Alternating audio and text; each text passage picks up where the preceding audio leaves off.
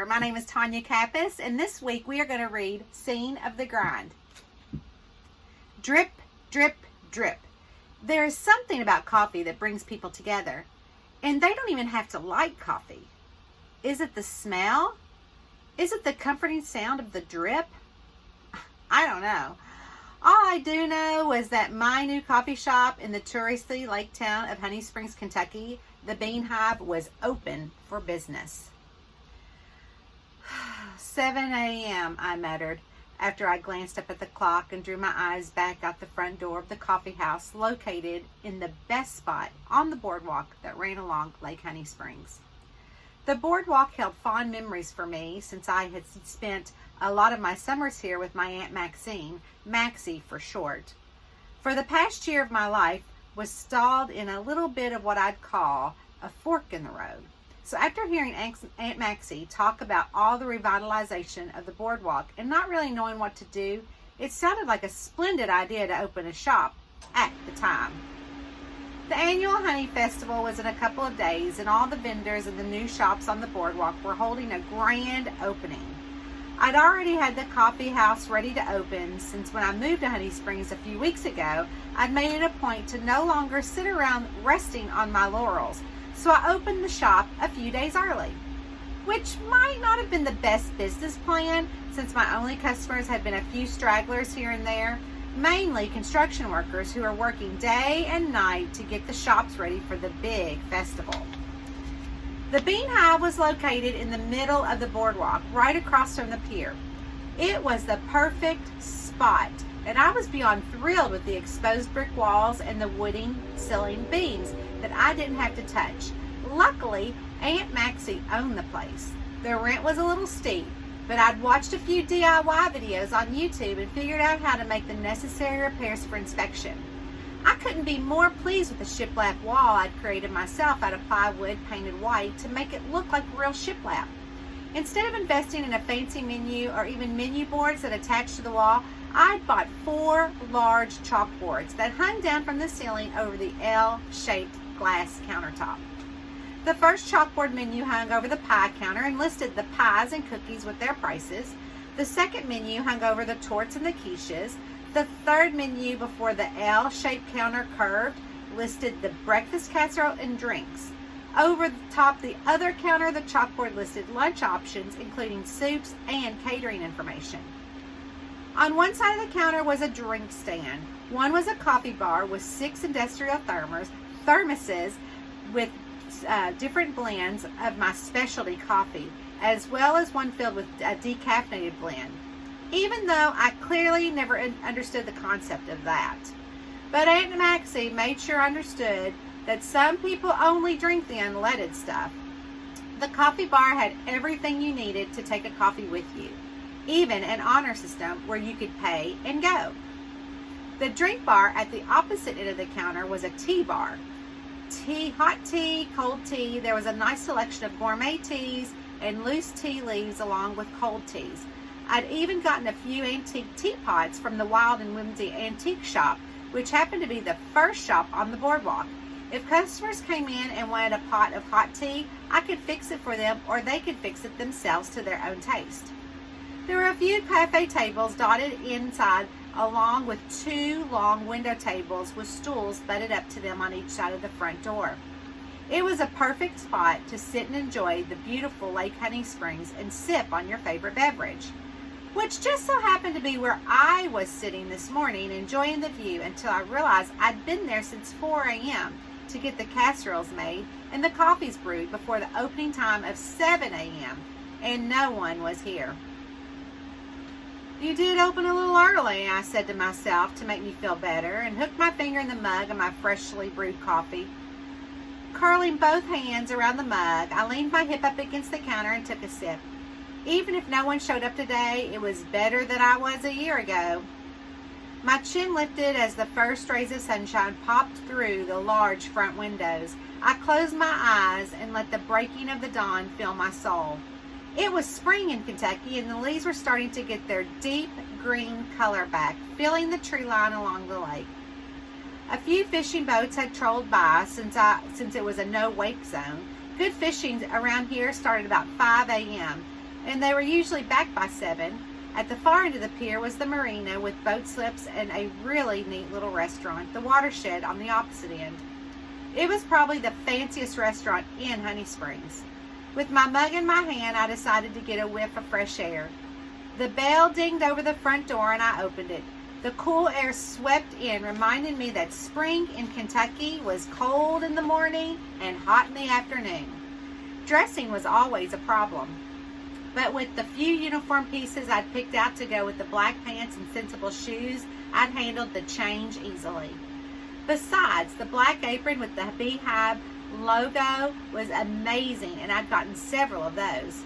Today I decided on the thin, long-sleeve crew neck and had it tied the apron over it. Since there wasn't anyone in the coffee house, I decided to stroll to the right of the coffee shop along the boardwalk and do a little window shopping, even though most of them weren't opening until the grand opening this weekend. I walked all the way to the end and looked as I made my way back, enjoying my cup of coffee and the morning sunrise as it dripped in many colors on the lake. The shops are really coming along. All the shops were butted next to each other with a different awning to boast the name of the shop. Every few feet there were a couple of cafe tables where visitors could shop and stop to enjoy each other or just the view of the boardwalk. Wild and Whimsy was the first shop on the boardwalk. It was an eclectic shop of antiques and repurposed furniture. Beverly and Dan Teagarden were the owners. Their 2 grown children, Savannah and Melanie, helped them run it. Instead of the regular shingled roof, Dan had paid extra to put on a rusty tin roof to go with the store's theme. They'd kept the awning in a red color, but without the name. The Wild and Whimsy sign dangled down from the awning. Honeycomb Salon and Spa was located next, and it was a fancy for Honey Springs salon. Alice D. Spicer was the owner, and from what I'd overheard through the gossip line, Alice had really gotten some new techniques from a fancy school. Next to the Honeycomb Spa was the Buzz In-N-Out Diner, owned by James Farley. Honey Springs' very first tattoo parlor, Odd Ink, was next to the diner. I wasn't sure who owned that. In fact, I didn't know any of the owners. It was just a little idle gossip from Maybelle and Bunny's morning coffee run that kept me in the know. They'd also said that all about the details. The new event center was going in next to the tattoo place, along with the bridal shop, Queen for the Day, and then there was me, the Beehive. The bait and tackle shop was the only shop that was on the pier. It was perfect for the tourists who wanted to fish for the day off of the pier. They never closed like most of the past shops, since the lake always had fishermen, but this year was different. The annual Honey Festival was also in a couple of days, hence the grand opening of the shops. And it did bring visitors far and wide to get a good sampling of our fine Kentucky honey and festival activities. This year, the town council, of which my Aunt Maxie sits on the board, decided to move the festival from Central Park to downtown Honey Springs to the boardwalk. Vendors are going to be setting up along the boardwalk across from the shop. It was especially excited to purchase some of the fresh honey and honeycombs for the coffee house. I'd yet to venture past my shop, but I did know that there was some sort of clothing boutique, a knick-knack shop, spa, and bar, and at the very end was the Crooked Cat bookstore, which was an independent bookstore I'd spent many hours during my summer visits. I'd fondly remembered the cat that snuggled up to me in the beanbag. The smell of fresh coffee drifted out of the coffee house, exactly how I envisioned it would. The warm scent filled me with joy where I wasn't sure I would have joy anymore. When I opened the door to head back in, I smiled. The Beehive was a dream only a year ago, and now a reality. I'd created it in my head and had worked hard to make the dream become real. After I filled my cup again, I walked back into the kitchen to check the casserole. I'd put it in the oven for the afternoon lunch. I only cooked one thing a day for breakfast and lunch. I baked several things for the customers to enjoy and take home. The Beehive was a coffee house, not a restaurant, but we all know that food goes well with tea and coffee. It was my way of offering something for everyone. Today's special was a sausage casserole that paired great with any flavor or tea. Everything was made fresh, which made the coffee house fill with amazing, stomach-rumbling aromas no one could refuse. The bell over the door dinged. I rushed back in the dining room to greet the customers. "I'm telling you, something is wrong." Bunny Bowowski waddled into the Beehive with her brown pocketbook hung in the crook of her arm. "She didn't answer her phone all night last night. You know, I was by there just around 8 o'clock and did notice the strangest thing. Maybelle Donovan stopped just inside the door and put her hand on Bunny's forearm. You know those little plug-in candles that are each one of her windows? I do. Bunny rolled her eyes. We downright got into a fight over them candles. In July of last year, I told her it wasn't Christmas and she needed to take them things down. In fact, it was hotter than a firecracker, not nary a thought of snow. She said it was decoration. Good morning, ladies. I greeted them like I'd done the past 2 mornings around this time. According to Aunt Maxie, Bunny Bowowski and Maybelle Donovan never left the house unless they were dressed in a dress, a shawl, or coat, depending on the weather, and some sort of hat that sat on their heads like a bow, as if they were complimenting the package. They'd been best friends for so long, they even resembled each other. Both had the exact same haircut, their gray hair was parted to the side and cut chin length. They both carried a brown pocketbook that was perfectly on the crook of the right elbow, and both were on the beautification committee. They came down every morning to get a look at the boardwalk to make sure everything was progressing right on schedule. Good morning to you, Bunny nodded and began to walk up to the counter. These are lovely daffodils. Thank you. I scooted them over to the right a little more so I could get a good view of my 2 customers. Aren't they the most vibrant yellow you've ever seen? Her brows formed a V. I got them at the farmer's market when I picked out my fresh produce and fruit. And this, I tapped the vase, very proud of my find. I found this for $1 at the Wild and Whimsy. They do have some steals for an antique store. She rotated the clear hourglass vase that had the tin top and a round hole where the flowers went. She ran her finger along the etched flowers in the glass. You certainly got a bargain. Yes, I was very pleased. I pushed back a strand of my black, wavy hair. Wavy was a loose term for the springy, natural curly head my head seemed to sprout as soon as water touched it. No matter how much I had it straightened, tried to straighten it, or even hide it in a ponytail, a stray strand of hair sprung out from everywhere. I glanced toward Maybelle. They weren't the spryest of women, but they certainly got around just fine. Hi-do, Maybelle gave a slight bow. Something smells delicious. You are just in time for my country sausage casserole. I pointed to the glass pan I'd just taken out of the oven. The melted cheese was still bubbling around the edges, where it had not cooled off yet. I'm letting it cool off so I can cut nice, thick slices. I found it best to let the dish cool for around 10 minutes. So to set the casserole. But to let the flavors deepen and simmer within the ingredients was the best. If you'd like to have a cup of coffee while you wait for a slice of the casserole, I'd love to get you some. Oh, Roxanne, you do know us, don't you? Bunny gave a theatrical wink. She pointed to one of the few tables I'd provided for the customers. We'll go on over there. I leaned way over the counter and whispered like I had a grand secret. You can call me Roxy. All my friends do. Roxy with amazing eyes, Bunny winked. You have the beautiful blue eyes. Thank you, I smiled, grateful for the comment. I poured 2 ceramic coffee mugs with the Bean Hive logo Highlander grog and set them on a small round tray, along with one of the silver cream cow pitchers I'd gotten on sale at the Wild and Whimsy. Most of the china and silver I'd bought for the Bean Hive was from there, and since old things go great with the exposed brick walls, wood pallet furniture, and big comfy chairs I'd used to decorate the shop, as well as the old tin signs and the chalkboard menus that hung above the counter. Roxy, her big smile curled up on her face. Now that's a name with character. That's what I hear, I chuckled and excused myself, where I retreated into the kitchen. For the last year, I'd gotten up way before the rooster crows, so to speak, which was about 4 a.m. around these parts. Only I hadn't been in these parts. Only recently I'd moved back to Honey Springs. I'm not sure if it was to get away from the life I'd left behind due to my divorce, or if I needed a little bit of familiarity for comfort. Regardless, I'm what I'd like to call a retired lawyer, even at the young age of 30. Retired because after my divorce, I hated lawyers. It was then that I listened to all that junk about following your passion, doing what you love. Life is too short, yada, yada, yada. One 4 a.m. morning, I couldn't sleep and fixed myself a cup of coffee. It was then and there that I decided I wanted to go to barista school, and I never looked back. "The shops are looking great," I called over my shoulder on the way back to the kitchen to check the rest of the casseroles before I stuck the lunch ones in. "We are pleased with Peaches on how Kane Construction has really stayed on schedule," I heard Bunny say after I walked through the door of the kitchen. Kane Contractors. A lump formed in my throat at the sound of the name. It was very hard to swallow.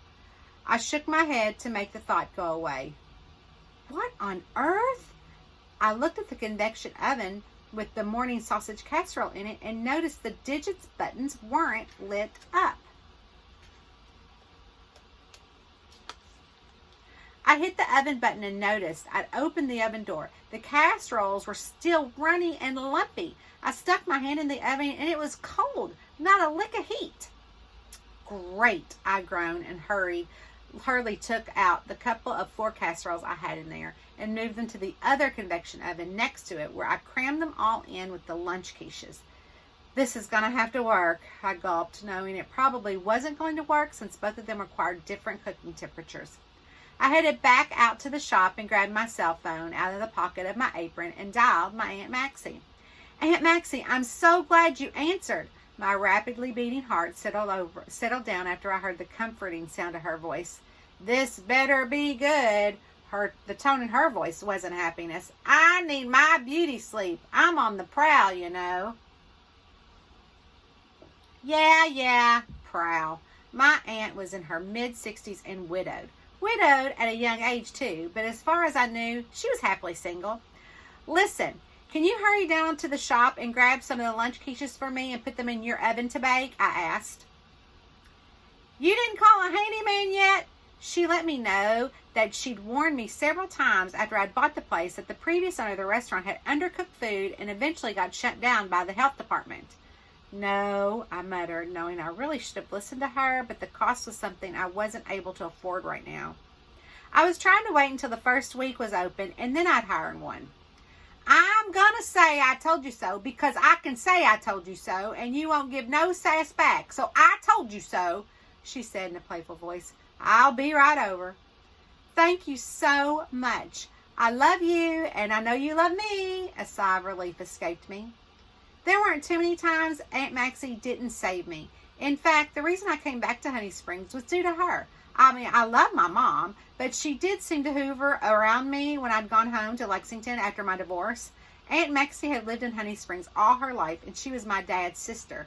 Unfortunately, he died of cancer years ago. I'd spent summers here with Aunt Maxie in the cozy town and had become a second home to me. I loved the small shops scattered throughout the town, but the boardwalk and pier were my favorite spots in Honey Spring.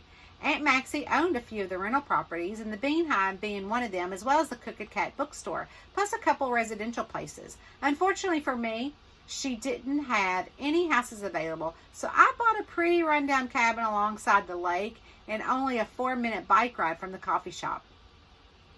It was a perfect place to live, but needed a few upgrades. Still, it was mine, and I loved every part of it, even the broken ones.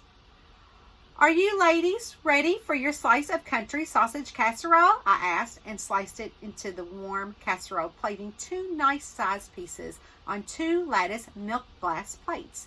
"Here you go." I set a plate down in front of each of them. "This looks amazing, Roxy." Bunny leaned over the plate. She closed her eyes and inhaled. "And smells delicious." There was nothing as satisfying to me as seeing someone who enjoyed something that I had made with my own hands. "Thank you." I took a step back and put my hand up in prayer position up in front of my face. "I'm honored, and I hope you enjoy the taste, too." "I'm sure we will," she said. Maybelle didn't have anything to say. She'd already dug in and was already on her 3rd bite. I walked to the door, not only to see if Aunt Maxie was on her way, but to see if there was anyone walking along the boardwalk who could offer a free cup of coffee to. Even if some of the construction workers were employed by Kane, there was a lot of construction going on, and even they had to eat or at least warm up with a coffee. My eyes scanned the workers to make sure I didn't see anyone I knew from my past summers here. There was a bit of satisfaction and a bit of sadness when I didn't recognize any of them. It was probably a good thing. "You've outdone yourself with this one," Maybelle called from behind me and forced me to come back out of my memories that were good and bad. Thank you so much. I stared down the boardwalk where there was a tall lean man with a yellow hard hat on, was standing next to the new beauty salon and spa. He had a set of plans rolled up in front of him. A couple of men on each side of him were looking at the plans. They nodded and spoke to each other. The early morning chill had yet to give way to the spring afternoon weather. I knew the spa was going to open along with most of the other shops before the annual Spring Honey Festival in hopes they'd bring the tourists that we needed to revitalize the sleepy town. That was one reason I'd moved back. The fond memories of lazy days spent on the pier and watching all the people going in and out of the shops outweighed the only bad memory I had. Those days had been long gone, and now I was going to do my part to bring it back. Not only did Honey Springs' economy need it, I needed it to help restore my soul. Are you okay? I asked on my way back to the counter. They nodded and went back to discussing their friend who had apparently not shown up for a meeting or something. I grabbed a thermos that would hold 6 cups of coffee and stuck it under the Bunn industrial coffee maker to fill. While it filled up, I grabbed a few to-go cups. I ran a finger over the cute Bean Hive logo I designed. It was fun to see the bee that had a coffee bean for a body come to life on the materials I had printed for merchandise, as well as the marketing materials. The bell over the door dinged and I looked up. Alexis Rourke, Bunny greeted the petite young woman. We were just discussing where you've been. You have? Alexis wore her blonde hair in a conservative nature with a bob cut just below her ears and straight across bangs. She had on a pair of tennis shoes, khakis, and a pullover hoodie with the Honey Springs logo on it. I even went by your house, and your decorative candles wasn't even lit up. Maybelle eyed her suspiciously. Why, Maybelle Donovan, Alexis drew her hand up to her chest. You do care about me. Of course we do. Bunny pushed back the only extra chair at the cafe table. Sit. She patted the seat. Where have you been? Alexis waved her hand off and was content to standing next to the table. I don't have time to sit. I've got to open the shop. Maxine Bloom is at it again, she said my aunt's name with exhaustion. Raising the rent on the bookstore. I'm going to have to stop volunteering at the Pet Palace. Why? Because you volunteer with Maxine? Bunny asked and sipped on her coffee. No, so I can keep the bookstore open an extra day. I close early on Fridays so I can go volunteer. No more, she shook her head. She pointed at me and shook her finger. I hear you're Maxine's niece. You hear right. I offered a warm smile and hoped she didn't hold it against me that my Aunt Maxine was her landlord. Did I also hear you say that you're the owner of the Crooked Cat bookstore? I am. Her eyes narrowed, as though she were sizing me up. I have fond memories of your bookstore when I used to come visit during the summer. A happy sigh escaped me. I remember sitting in the big purple beanbag chair that was in the front window next to the cat tree. You had that little gray cat and that amazing banned book section. I remember your eyes. A smile formed and reached her eyes. They twinkled as though the memory was bright. That's when Maxine and I got along. She'd bring you in there while she was doing her property rounds and tell you to read books. I knew I was watching you. I believe my love of reading stems from you and all the time I'd spent in your store. I pointed to the coffee maker. Can I get you a cup of coffee? On the house. Ours wasn't, Maybelle grumbled under her breath. I'd love one to go. And give me one of them cake donuts. She pulled her chin to the side and tilted her eyes over her shoulder as she enjoyed the look on Maybelle Donovan's face. With the to-go cup of coffee and the Bean Hive bag filled with a donut, she bid her friends goodbye. I'll see you at the town council meeting tomorrow. I've got a few things to say about this zoning thing and Maxine Bloom. She skirted out of the shop. Maybelle and Bunny put their heads together and both tried to whisper above the other. I figured it was a good time to take the workers their coffee. I'll be right back. I'm going to run some coffee down to the workers. I held the thermos up along with the cups. The sun was popping over the trees that stood along the lake like soldiers and filtered over the calm water of the lake. There were a couple of small bass boats running side by side with a couple of men in them, probably looking for a good inlet to bass fish. The wood boards of the boardwalk groaned underneath each step I took as I got closer to the group of men. Good morning, I greeted them. I'm Roxanne Bloom, owner of the Bean Hive. I gestured toward the coffee shop. I've made all this coffee and only a few customers have come in. I left out the fact that I only had the same 2 customers all week long. I'd hated to see this fresh coffee go to waste, so I thought I'd bring it to y'all. Well, that's mighty nice of you, the tall man grinned from underneath his hard hat. He kept his eyes on the thermos. One of the men took the cups out of my hand, while the other took the thermos. We appreciate that, don't we, boys? The man's deep voice echoed off the limestone banks of the lake. The glare of the sun reflecting off the lake made it difficult to see his face. The men thanked me. If y'all get hungry, I also serve food, I smiled and clasped my hands in front of me. I was definitely trying to use the old saying that the way to a man's heart was through his stomach. Not that I was trying to get into their hearts, I wasn't, but I was trying to get into their stomachs, to get into their wallets. Enjoy! Oh, we will, and we will return your thermos, the man said before he went back to point out things about the spa. It was my cue to head on back. They had work to do, and so did I. Hello, honey. Aunt Maxie was leaning on her bike against the outside of the shop. She pulled off her knit cap and tucked the hat into the purse that was strapped across her body. She pulled out a can of hairspray and raked her hand upward through her hair and used her other hand to spray it to high heaven. You know, you need to get a bike rack. I do need a bike rack, but I also need to get a new oven or have this one looked at. I opened the door for her and let her walk in before me. New hair color since yesterday? She gave the newly blonde color hair another good spray before she stuck the can back in her purse and started toward the door. Alice D. down at the Honeycomb says it's all the rage. Makes me feel young as a whippersnipper. She turned to me. The morning sun sprinkled down upon her. I shook my head and realized having her bike against the coffee shop was probably not a good place for it to lean in case someone was to trip over it. Most of the community rode bikes everywhere since Honey Springs was small and a compact town that took pride in their landscape and the Kentucky bluegrass that made the entire town look like a fancy landscape painting. You look a little like Phyllis Diller. It wasn't just the hair. Aunt Maxie had put on a little too much makeup. Well, if it's not Maxine Bloom. Bunny Bowowski didn't seem all that happy to see Aunt Maxie. And a new hairdo. You'll serve just about anybody. Aunt Maxie curled her nose at me. You two know each other? I asked. Know her? Bunny scoffed. She's been down at the Moose trying to get her claws into Floyd, my man. Don't flatter yourself, Bunny. I want a man that can walk without stopping every 2 feet so he can get his footing up under him so he don't fall. Aunt Maxie drew her chin in the air and looked down her nose. Besides, that's not what's got you all worked up. Aunt Maxie is why I came to Honey Springs. I patted my aunt on the back. I used to come here when I was a child and spent many summers here, right here in this very spot when it was a diner. I love being here so much that I decided to move here and open up the Bean Hive. I hope that their mutual like for me would at least bring them together. The last thing I needed was my only 2 paying customers to boycott me because of my Aunt Maxie. We'll see you tomorrow, Roxy. Bunny stood up and motioned for Maybelle to follow. We've got committee stuff to do.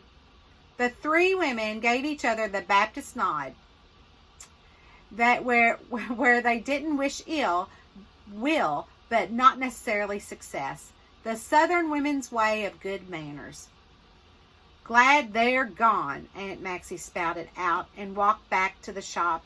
She put her hand on her hips and looked around. Well, this looks good, she said in approval. Many customers? Nope, you just ran off the only 2 I've had since I've opened. I gave her a wry look. Cup of coffee? I can't. I've got to get your casseroles and head to the meeting. It's hard being a councilwoman. Aunt Maxie had held the office for over 30 years and was very proud of it. That's why old Bunny is mad. She and her group of cronies think they just because they are in the craft group together that I'll just let them do whatever they want regarding the festivals and the beautification committee. Apparently, Aunt Maxie didn't agree on something in their meeting.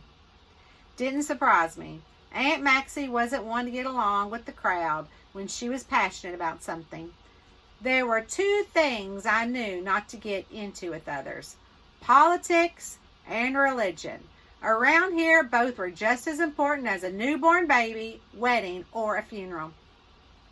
They aren't too worried about whatever it is that you've got them mad about. They're worried about one of their friends. Who? Aunt Maxie perked up and walked on on my heels on our way back to the kitchen. I don't know. I can't remember her name. Well, she actually came in here.